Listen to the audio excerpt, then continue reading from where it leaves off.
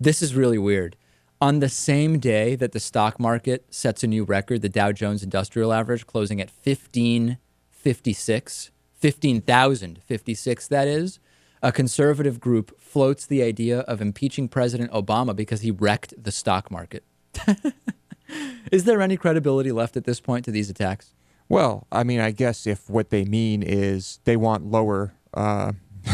they want a lower market. They want an impoverished, diminished Dow Jones Industrial Average. Yeah, then maybe he did wreck the market. The message was from Capitol Hill Daily. It's a conservative publication based in Baltimore, and it was sent to a bunch of different listservs, and one of them took a screenshot of it, and it says, "Dear concerned reader, fearing the very worst, the nation's super rich are unloading their stocks at an alarming rate." Okay, let's stop right there.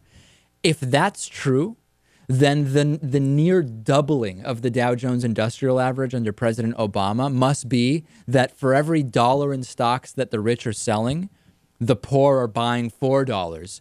And we know that that's not the case because wealth has not shifted towards the poorer middle class. It's continued to shift towards the rich. So factually, we know that the majority of the stock market's 90% gain under President Obama has gone to the super rich, opposite of what is in this newsletter. Let's continue. Even more troubling, the wealthiest 1% of Americans who typically know the most are the ones most anxious to sell. Let's stop right there.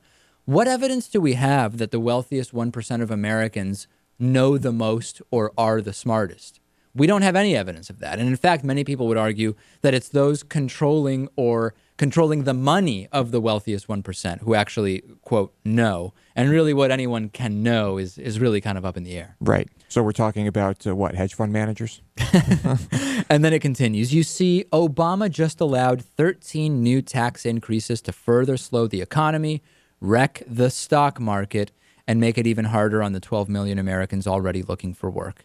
There you go. The bigger question is Obama's latest tax screw-up grounds for impeachment? 13 tax increases, and the stock market is almost doubled. Now, remember, I am not an advocate who says the stock market is the indicator of the health of the economy. I'm not saying that. All I'm saying is that impeaching President Obama because he wrecked the stock market is not only ridiculous because Obama doesn't control the stock market, but it's factually untrue because, as is very often the case under Democratic presidents, the stock market is up 90% over the last 4 years, Lewis. Bad day to say impeach Obama over the stock market. If the 1% are selling all their stock, then they're getting some nice chunks of change there that they have to create new businesses, right, and make tons of jobs. If the 1% are locking in the 90% gains they've seen over the last 4 years, any second it's going to start to trickle down with all those jobs they're going to create with the new businesses. So some contradiction here in their general ideals.